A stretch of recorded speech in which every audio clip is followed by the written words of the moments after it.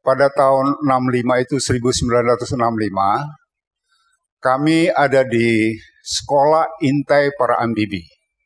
Ditugaskan ke Pantai Ancol, Jakarta.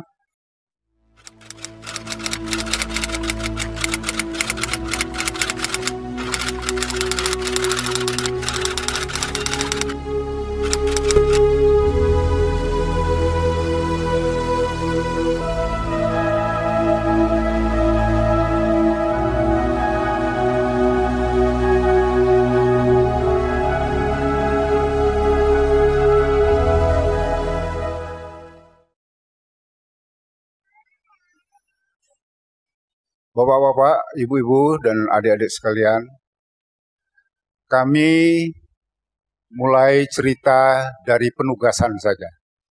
Dan maaf, karena ini sudah berlangsung 52 tahun yang lalu. Jadi kemungkinan lupa itu banyak sekali. Ya, saya berharap kalau mau bertanya, kalau ada kesempatan, silakan bertanya, barangkali supaya kami bisa menceritakan lebih lengkap. Awalnya demikian, Bapak Ibu. Pada tahun 65 itu 1965, kami ada di Sekolah Intai Para Amfibi. Ditugaskan ke Pantai Ancol, Jakarta, untuk menyiapkan pantai pendaratan amfibi, karena pada tanggal 5 Oktober 1965 itu negara dalam hal ini akan membuat demonstrasi pendaratan amfibi. Kalau istilahnya pendaratan amfibi itu ada dari darat, laut, dan udara, dan segala perangkat kapal-kapal pendarat dan lain sebagainya itu terlibat semuanya. Jadi ya katakanlah tahun 65 Oktober itu akan membuat besar-besaran dalam arti kata kemiliteran pada saat itu. Jadi setelah kami ada di Ancol, Pantai Ancol itu, kami mengukur kedalaman-kedalaman karena pantai itu tidak lurus atau tidak landai yang lain, mungkin ada yang cekung. Jadi nanti setelah menjadi peta laut, akan terjadi di mana nanti adanya perahu pendarat mendarat, tank mendarat, landing skip tank mendarat, dan lain sebagainya, alat-alat pendarat yang lain. Jadi semua itu ada aturannya. Gitu. Jadi kami sudah dari bulan Agustus di Ancol itu. Jadi tiap hari ada di laut, menyelam, mengukur pantai itu. Jadi kan ada pasang surut, jadi kita harus tahu pasang surut air.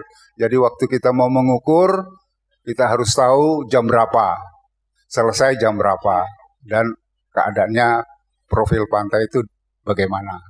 Ya sekedar itu. Setelah itu, malam 30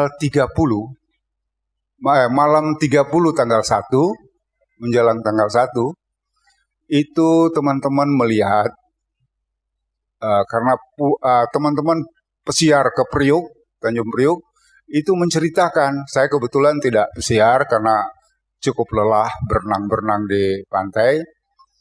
Jadi mendengar bahwa ada gerakan tentara yang pakai doreng dan perlengkapan untuk seperti mau operasi. Sebagai kita tentara, itu biasanya kalau ada gerakan begitu, bertanya, ada apa? Karena pada waktu itu kalau tentara pakai doreng, itu siap untuk operasi.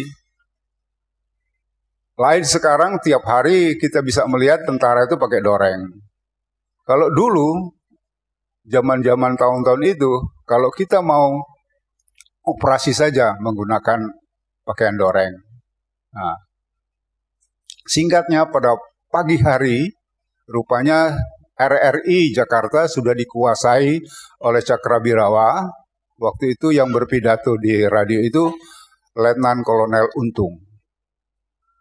Yang saya teringat itu beliau menjanjikan kalau tentara yang terlibat langsung dari gerakan G30S itu akan dinaikkan pangkatnya 2 tingkat.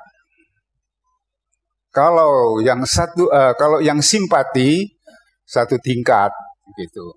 Itu perkataan yang kita dengar kurang lebih jam 6 pagi, tanggal 1 pagi. Jam 10, jam 11 siang, kami dievakuasi kembali ke asrama di kantor pusat marinir di Jalan Perapatan Kuitang gitu. Yang sekarang namanya Jalan Prajurit KKO Usman Arun. Usman Arun itu pahlawan kita yang digantung di Singapura. Jadi sekarang Jalan Kuitang itu sudah diganti Jalan Prajurit KKO Usman Harun. Nomor 40. Jadi kita dievakuasi ke sana. Jadi tidur di tanah karena tidak ada tempat karena gedungnya belum selesai. Kurang lebih tanggal 2 malam datang seorang kapten Kostrad dari Angkatan Darat bernama Sukendar. Beliau ini pernah ada pengalaman bahwa kita tahun 64 itu, jadi KKO pada tahun 64, menolong orang yang sudah meninggal di sumur keracunan di Jogja waktu itu. Nah, beliau ini ada pengalaman itu. Sedangkan kenapa beliau itu mencari kita, KKO? Karena waktu tanggal 1 mereka membersihkan lubang sumur itu menggunakan gas masker anti huru-hara. Jadi gas masker itu tidak sanggup untuk menahan bau dari jenazah, ke-7 jenazah itu. Jadi 6 jenderal dengan 1 perwira pertama. Jadi luar biasa, memang dari jarak kurang lebih yang saya tahu 100-an meter gitu sudah baunya terasa gitu waktu kita masuk. Bapak Ibu dan saudara sekalian, jadi pada saat itu Pak Sukendar ya minta bantuan kepada kita. Padahal peralatan-peralatan itu pada saat itu sudah ada di Priuk. Jadi kita cepat-cepat untuk membawa kembali ke Jakarta. Dan saya diperintahkan untuk mencari teman-teman untuk datang mengadakan pengangkatan jenazah di Lubang Buaya. Jadi itu tidak ada surat perintah, tidak cuma nunjuk saja. Ya, bukan apa, saya kebetulan di sekolah intai para amfibi itu saya jadi pelatih selam. Nah, yang saya tunjuk teman-teman itu, yang saya tahu kualitas mereka, kapasitas mereka. Jadi waktu itu kan tanggal 3 pagi, ya ketemu di jalan. Ayo men, melok, ayo Jo, melok, gitu aja, nunjuk-nunjuk gitu aja. Jadi karena memang situasi keadaannya pada saat itu ya demikian. Jadi tanpa surat perintah, waktunya kita siap tanpa surat perintah. Berangkat, yang penting bagaimana, karena juga masih tanda tanya apakah betul itu di lubang itu jenazah para jenderal. Kan masih tanda tanya. Itu masih ada berita dari Sukitman, anggota polisi yang ketangkap di Jalan Surabaya itu. Nah, jadi pagi-pagi, kurang lebih 3:30 pagi subuh tanggal 4, kita menuju ke Lubang Buaya. Yang perlu Bapak Ibu ketahui, orang-orang semua ini kan orang-orang Surabaya. Jadi tidak tahu memang mana itu Lubang Buaya, nggak tahu. Saya hanya kebetulan ingat-ingat di Halim sana ada apa itu? Saya tidak mengenal kampung Lubang Buaya, coba tahu jalannya kira-kira menuju ke sana. Jadi sopir begitu keluar dari pos, ning diri, nah, jadi nggak tahu, udah menuju ke Halim saya bilang. Ya sudah ikut. Sudah sampai di Halim, artinya di Cililitan, masuk dari Cililitan ke Halim, kita enggak seenaknya aja juga masuk. Karena waktu itu sudah ada pos-pos Angkatan Udara. Kita bertanya di pos-pos itu,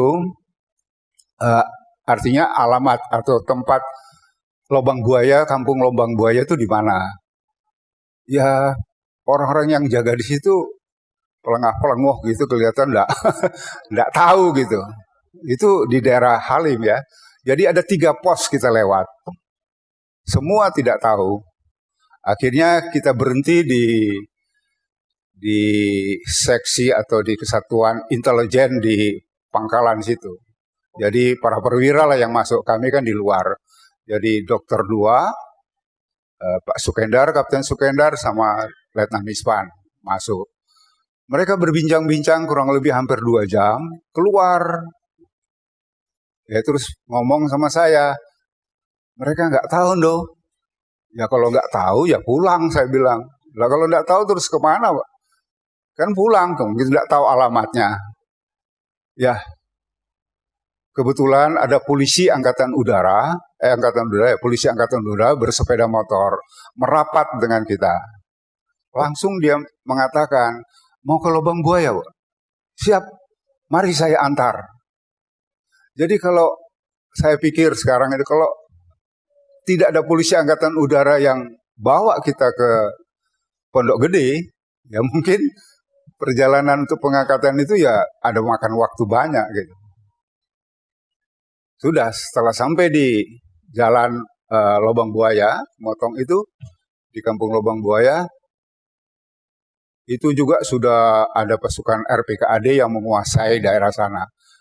Dibayangkan Pondok Gede pada waktu itu kan undernaming karet, jadi pohon karet yang banyak. Dan di sebelah kanan itu ada tanggul yang kurang lebih tanggul itu ada 2 meter. Sehingga kegiatan latihan para gerwani dan pemuda itu di sana tidak terlalu kelihatan dari jalan. Ya dimaklumi itu. Nah, terus kami jalan terus. Setelah juga mau masuk di Lubang Buaya, artinya ke tempat sasaran, dijaga oleh RPKAD. Jadi ada pembantu letnan sama seorang kopral yang kebetulan saya mendapatkan brevet penerjun ini juga di Batu Jajar tahun 62. Seangkatan dengan dia. Jadi dia ngerti, loh, tidak boleh masuk Pak Kando. Itu dia bilang. Selain pasukan RPKAD, tidak boleh masuk. Itu perintah Sarbo Edi. Itu dia sersan atau kopral, saya tidak terlalu jelas, cuma itu perintahnya dia. Jadi saat itu ya kita tidak bisa masuk langsung. Ya itulah yang saya tahu, kita tunggu di luar. Tunggu di luar, setelah kurang lebih ada 1 jam, hampir 2 jam itu, terus rombongan Panglima Kostrat, Pak Harto datang. Begitu datang mereka, langsung Pak Sukendar yang dari Kostrat langsung masuk. Terus melaporkan bahwa pasukan KKO yang akan menolong sudah ada di depan. Suruh mereka masuk. Jadi kita baru bisa masuk ke sana.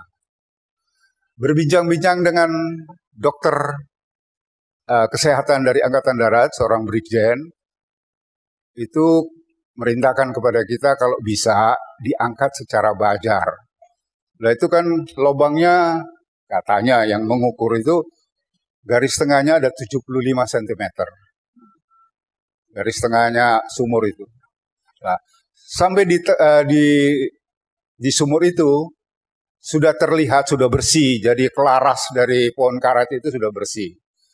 Cuma ada lampu yang sorot, terus ada kaki kelihatan di atas.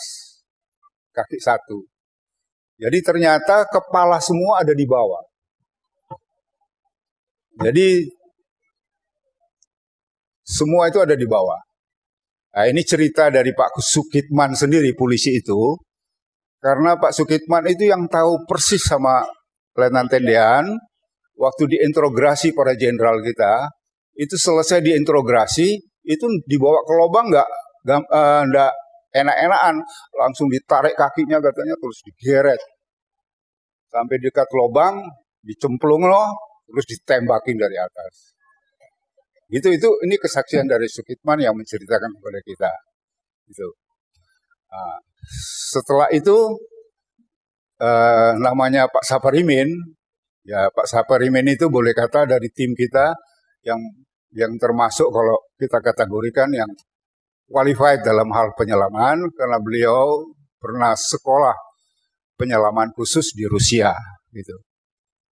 Nah, saat itu saya mau menggambarkan ya sebagai seorang tentara yang biasa harus ada taktik tersendiri, dia waktu itu ragu-ragu untuk masuk. Karena apa? Saya waktu itu tidak tahu. Lah, saya pikir kalau dia gagal, ini gagal lagi. Ya, saya langsung angkat akualung, saya langsung pasang di belakangnya. Gak apa-apa, men. Gitu loh. Ya, saya gitu. Dia cuma bilang, lagi open do, gitu. Jadi rupanya dia takut kalau begitu ngangkat senjata, ngangkat jenazah itu mereka taruh bahan peledak atau granat gitu, kan korban juga. Itu yang dia khawatirkan ya. Syukur itu tidak terjadi. Nah, terus dia turun, periksa orientasi, naik ke atas lagi, ngomong sama dokter bahwa tidak mungkin kalau dia angkat secara wajar. Terus gimana? Ya diikat. Ya boleh diikat, tapi jangan diikat ke lehernya katanya. Nah, siapa yang bisa tahu turun hanya ngerabah gitu diikat, ya nggak tahu tuh leher atau apa kan, pokoknya terikat kan itu. Itu kan ceritanya. Jadi kejadian-kejadian itu begitu. Ya. Setelah itu pelaksanaan ya memang demikian. Jadi turun, diikat, baru naik yang ikat, baru ditarik. Ya juga perlu diketahui bahwa ada juga dari Angkatan Darat, dari RPKAD, namanya Anang, prajurit kepala, itu juga yang mengangkat jenazah, yang melaksanakan jenazah. Jadi satu demi satu diangkat. Terus yang perlu diketahui, pada saat Jenderal Utoyo dan Pak Yani rupanya terikat jadi satu, dan tali ini kan sudah dipakai beberapa kali, jadi mungkin sudah rantas. Sudah mau dekat mulut sumur, itu putus. Jadi jatuh lagi ya, jatuh di konon dalamnya katanya 12 meter. Ya itu. Nah, terus akhirnya masuk lagi ngikat, tarik. Yang saya ya bukan berkesan kayak apa ya, cuma ya bahasanya mesakne ya. Melihat Jenderal Yani itu karena jenazah-jenazah yang lain kalau diangkat taruh di tanah langsung tegang gitu. Tapi beliaunya begitu dia angkat taruh tanah langsung terlempar kepalanya, plak gitu. Saya langsung jongkok lihat, waduh seperti ada tersayat. Ya, tapi tidak putus. Itu ya yang saya melihat secara jelas itu keadaan itu. Ya ceritanya kan kalau di film itu Pak Yani kan sudah ditembak di rumah ya. Jadi di film itu dikisahkan Pak Yani sudah mati di rumah. Jadi konon ceritanya ditarik terus dilempar ke truk, dibawa ke lubang buaya. Jadi satu-satu, dan yang terakhir yang diangkat itu adalah Jenderal Panjaitan. Semua dimasukkan ke peti satu-satu terus dibawa ke RSPAD. Dan jenazah pada saat itu jadi keadaannya sudah membengkak tentu ya, sudah hari yang keempat. Jadi sudah melepuh. Cuma persendiannya ini masih kuat. Dan sudah kotor. Cuma tendean karena terakhir ditembak, dibunuh, itu masih bersih. Dia mengandalkan jaket krem, dia masih bersih. Jadi jelas, dia memang yang terakhir.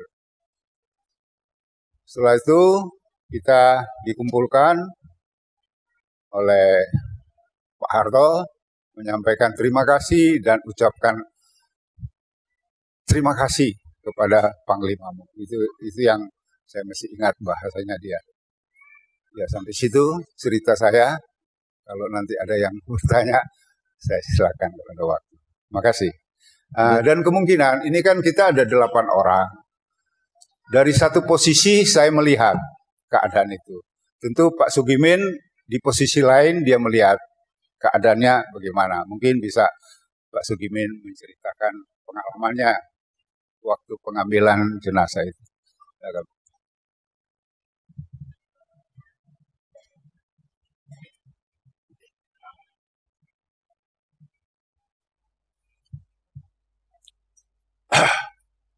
Bapak Ustadz yang kami hormati, Bapak Ibu yang saya hormati, saudara-saudara hadirin semuanya yang saya hormati, Assalamualaikum warahmatullahi wabarakatuh. Salam sejahtera untuk kita semua. Bapak-bapak tadi sudah banyak panjang lebar sudah diuraikan oleh Pak Kandu. Jadi saya akan cuma nambah sedikit saja. Jadi begini Bapak-bapak, pelaksanaan kerja waktu itu sangat pendek, kurang lebih 2,5 jam sampai 3 jam itu selesai. Kurang lebih itu jam 3 siang. Tadi jenazah ini sudah selesai semua, sudah terkumpul di atas, sudah disiapkan untuk dibawa ke RSPAD untuk selanjutnya. Kemudian Pak Arto masih tinggal di situ. Beliau ini minta kita ini dipoto bersama. Jadi sejumlah orang yang bertugas waktu itu kan 8 orang, karena yang 4 orang tidak termasuk di situ, dipoto semua. Foto ini sebentar, karena ini Polaroid, hanya 2 menit sudah jadi. Ya, itulah. Kemudian juga mengatakan bahwa terima kasih yang besar-besarnya sampaikan kepada Panglimamu. Yang satu ini untuk laporan Presiden Soekarno waktu itu. Kita kan itu. Setelah itu tanggal 5 itu nggak jadi, HUT TNI dibatalkan untuk pemakaman para jenazah itu. Kemudian pada jam 5 sore Pak Soekarno ya waktu itu mengangkat Jenderal Soeharto ini sebagai Panglima Pemulihan Keamanan. Begitulah kurang lebih Bapak Ibu, para ustadz, tugas kita dari Indep Amfibi yang sejumlah 12 orang ini. Saya rasa hanya ini.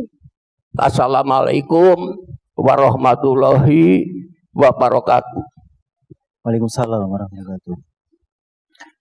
Baik, demikian tadi pemaparan dari beliau.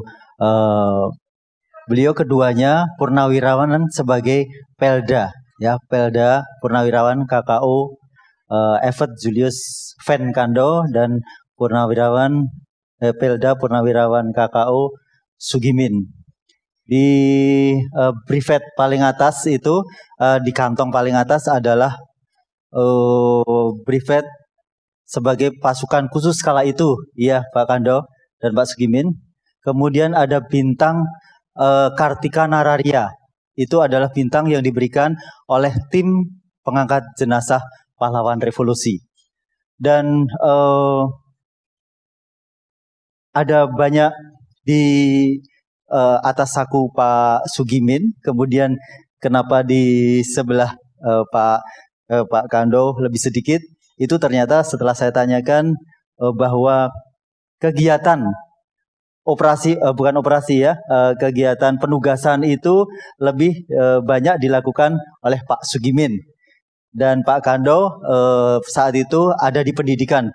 Beliau memang ahli atau gurunya penyelam pada KKO, begitu. Dan Baik, kini kita berikan kesempatan bagi yang ingin bertanya tentang apa yang telah diceritakan. Ya.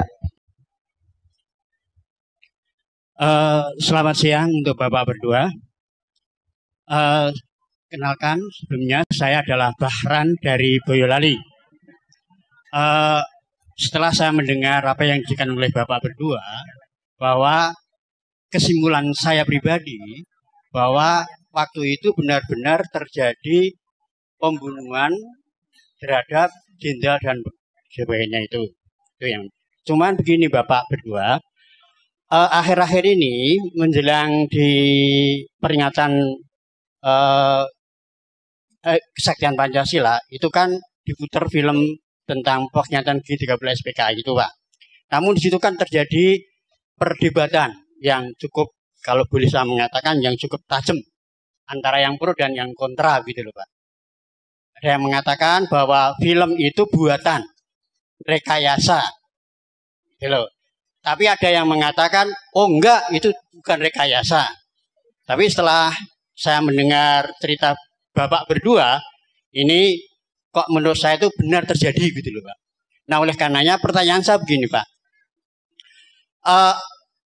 Kalau saya pernah melihat di ILC, anaknya Dian Aidit, yang kalau tidak salah namanya Ilham Aidit itu Pak ya, itu mengatakan bahwa film itu adalah rekayasa. Bahwa di situ dikatakan di film itu ada penyiksaan fisik, ada yang disilet, ada yang dicekil matanya dan sebagainya. Nah pertanyaan saya kepada Bapak berdua, ketika Bapak mengangkat jenazah-jenazah itu, apakah ada tanda ya siksaan fisik tersebut Bapak? Itu yang pertama. Kemudian yang kedua, menanggapi kontroversi tentang benar tidaknya film itu, menurut Bapak berdua, film yang kita saksikan ini betul atau tidak Pak? Menurut penilaian Bapak. Kalau betul, apa boleh saya mengusulkan kepada Bapak berdua dibuat semacam buku lah, semacam testimoni atau apa gitu, istilahnya saya nggak paham. Untuk apa? Untuk generasi muda. Kalau saya kan generasi tua Pak. Nah, untuk generasi muda agar mereka tahu, sebab terus terang anak saya misalnya atau cucu saya dan sebagainya itu nggak tahu. Itulah. Tapi kalau Bapak membuat semacam testimoni dibuat tertulis begitu, dan ini merupakan dokumen negara.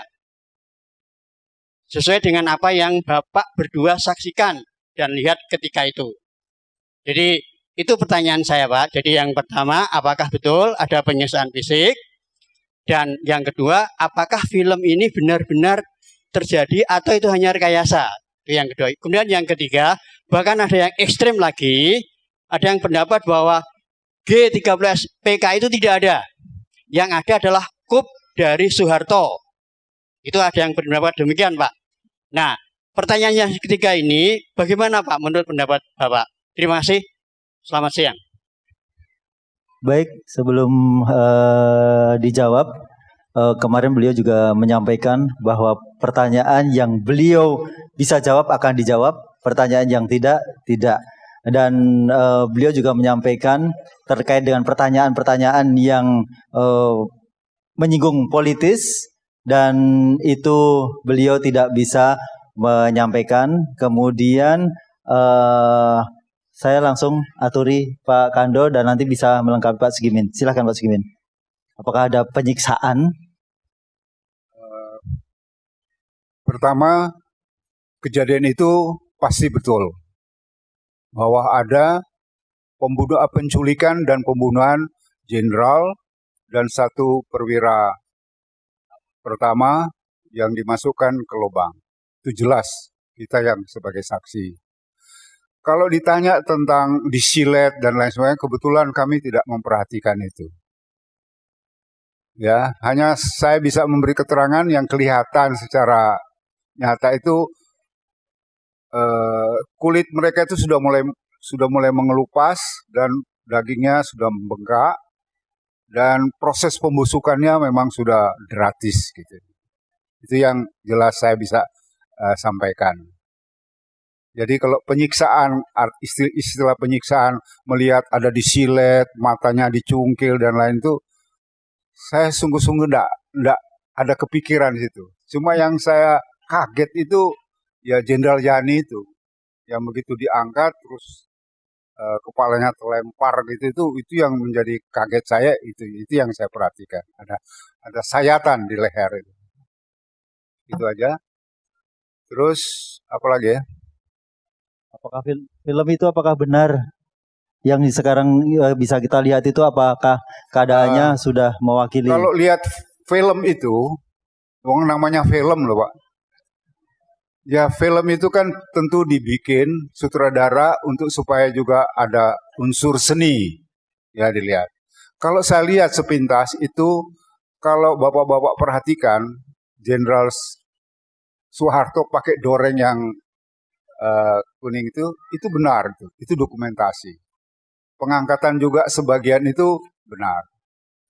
Jadi kalau menurut saya kesimpulan kejadian itu memang benar, cuma kalau sudah namanya film direkayasa, memang direkayasa untuk supaya dilihat baik saya kira.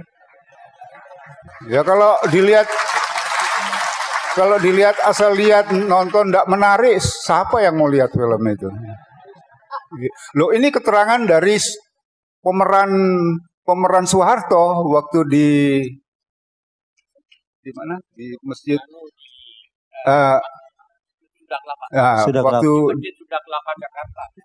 Waktu itu kan kita bertemu di Masjid Sunda Kelapa, Pak Katamsi itu ceritanya begitu.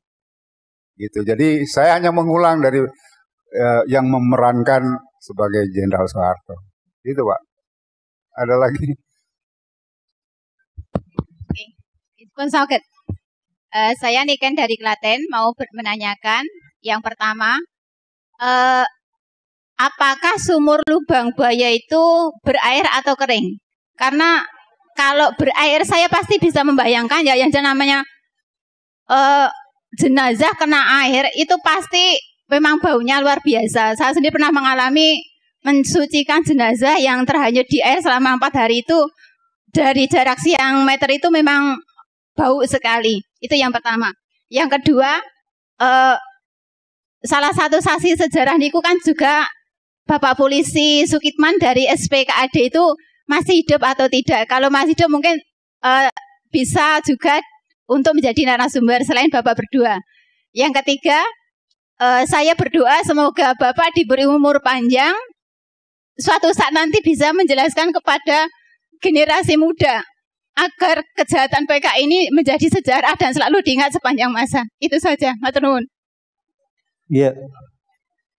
Mungkin bisa kami sampaikan juga bahwa Pak Sukitman sudah almarhum ya, agen polisi Sukitman. Kemudian pertanyaan yang tadi bahwa sumur itu sumur seperti apa keadaannya? Jadi pada saat kita datang lihat sumur itu kan namanya sumur tua. Jadi kering, tidak ada air. Kalau mereka kelihatan kotor itu kotor dari darah mereka sendiri. Jadi dari jenazah itu sendiri. Gitu. Karena saya lihat, lah kata istilahnya orang Jawa, September itu kan sate sumber lah. jadi memang kering, tidak ada. Nah, kalau toh mereka kotor itu karena darah para jenderal itu. Dan Pak Sukitman yang menceritakan itu kebetulan sudah almarhum, sudah cukup lama. Itu Bu. Yeah. Ada tambahan dari Pak Sugimin mungkin? Pak Sugimin ada tambahan dari melengkapi tambahan? Assalamualaikum warahmatullahi wabarakatuh. Yang ingin saya tanyakan begini, bagaimana menurut Bapak Kando? Namanya? Nama saya Ibu Linda dari Blora.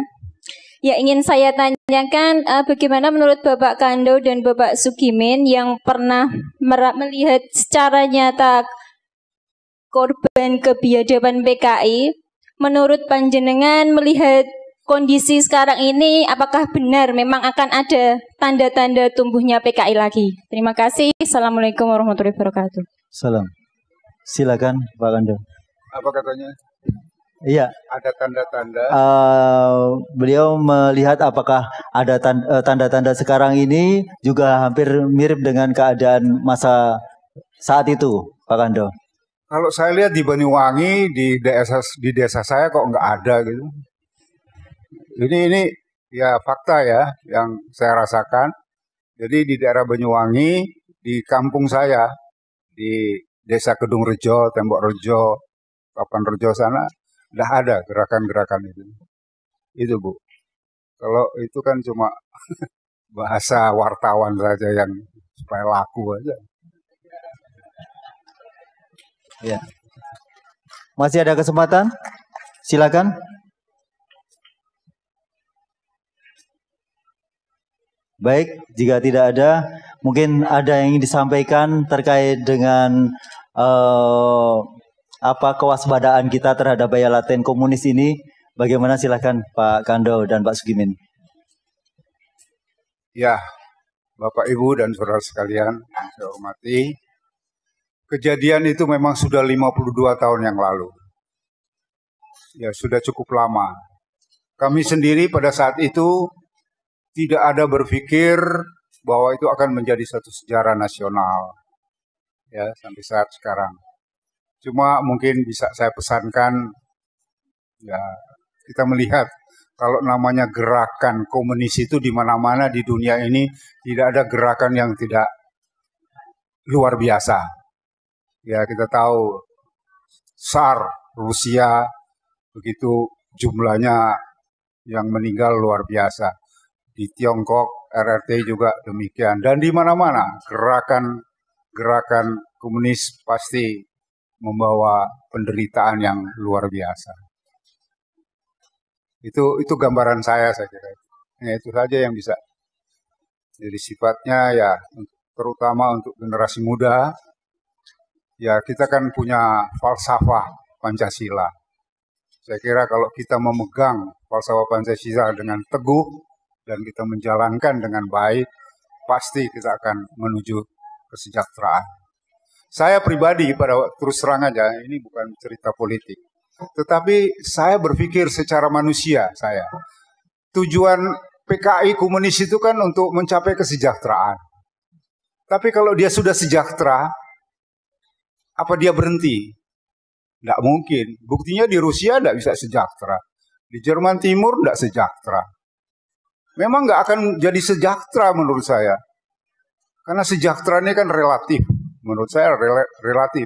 Asal kita mau bekerja dengan baik, patuh kepada apa yang kita percaya, pasti kita akan sejahtera di dalam hidup kita.